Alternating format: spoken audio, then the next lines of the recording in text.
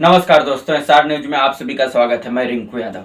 दोस्तों, 2027 का विधानसभा चुनाव में तो अभी समय है, लेकिन उत्तर प्रदेश की तमाम पार्टियां और तमाम नेता अपने अपने गढ़ों में अपने अपना क्षेत्र जो है कि साधने में लग चुके हैं। इसी सिलसिले में समाजवादी पार्टी का सबसे ज्यादा उत्तर प्रदेश में यदि किसी क्षेत्र में प्रभाव है या क्यों है कि जो है कि दबदबा बनाना चाहती है समाजवादी पार्टी, फोकस करना चाहती है, तो वो क्षेत्र है पूर्वांचल का। पूर्वांचल के क्षेत्र में आप सबको याद होगा कि किस प्रकार से आजमगढ़ में अखिलेश यादव का घर बन के तैयार हुआ था। उसके बाद उद्घाटन करने पहुंचे थे और वहां पर एक रैली को भी संबोधित किए थे। ये कहीं ना कहीं पूर्वांचल को साधने का समाजवादी पार्टी का एक जरिया है।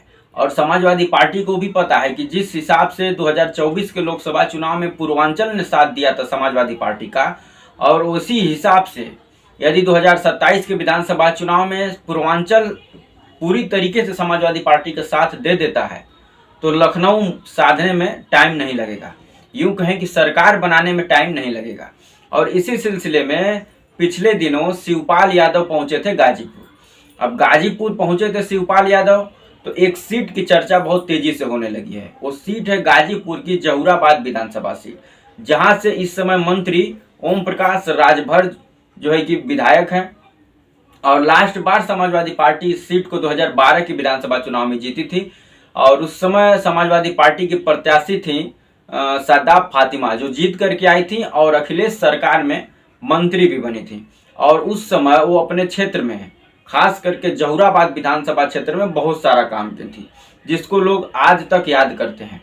बीच में उसके बाद समाजवादी पार्टी की सरकार चली गई, और उससे पहले अखिलेश और शिवपाल में किस प्रकार से दूरियां बढ़ी थी, पार्टी में जो है कि फूट पड़ गई थी। शिवपाल ने अपना एक अलग पार्टी बना ली थी। इस हिसाब से वहां की जो प्रत्याशी है शादाब फातिमा, वो शिवपाल यादव की काफी करीबी मानी जाती हैं।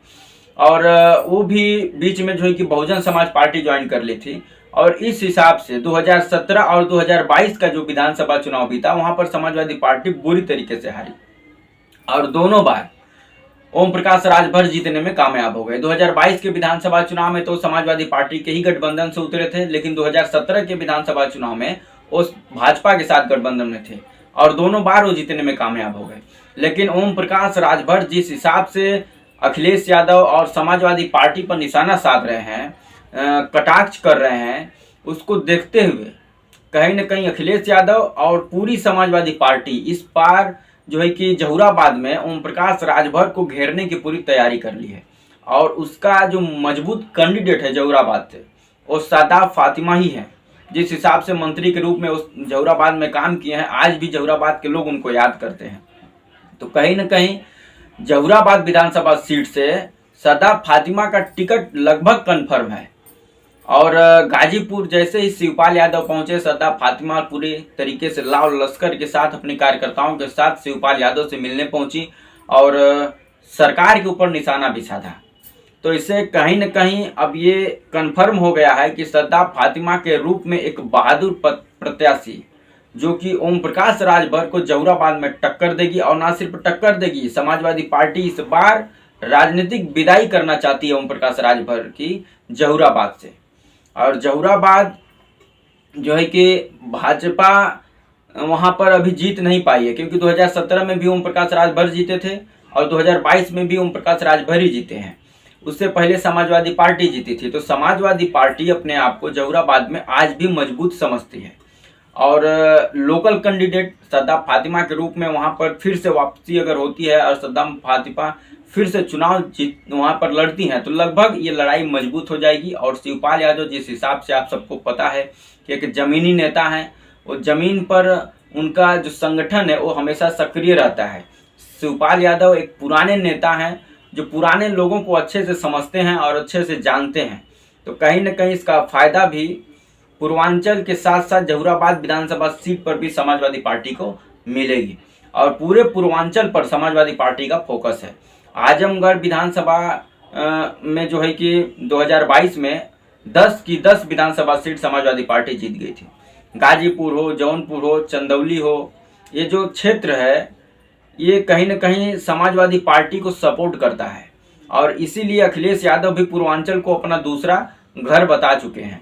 और 2024 के लोकसभा चुनाव में पूर्वांचल ने बखूबी साथ दिया था समाजवादी पार्टी का, जहां पर प्रधानमंत्री नरेंद्र मोदी लगभग जहां 5 लाख वोटों से जीतते थे, वो मार्जिन घट करके 1.5 लाख पर आ गई।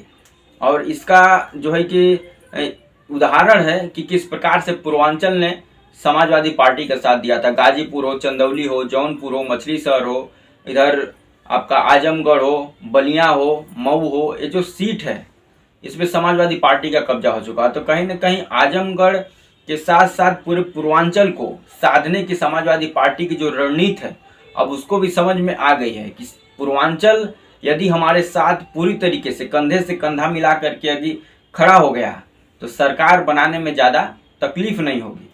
तो दोस्तों, आप सबकी क्या राय है? पूर्वांचल क्या इस बार 2027 के विधानसभा चुनाव में समाजवादी पार्टी का साथ देगा? क्या जहुराबाद विधानसभा सीट पर समाजवादी पार्टी ओम प्रकाश राजभर को हराने में कामयाब हो जाएगी? क्या सदा फातिमा उतना मजबूत हैं जितना 2012 के विधानसभा चुनाव में थी? क्या वो ओम प्रकाश राजभर को जहुराबाद विधानसभा चुनाव में टक्कर दे पाएंगी? क्या हरा पाएंगी?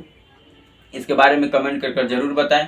वीडियो अच्छा लगे तो लाइक कर दें, चैनल पर अगर नए हैं तो सब्सक्राइब कर दें और शेयर करना ना भूलें। जय हिंद, वंदे मातरम।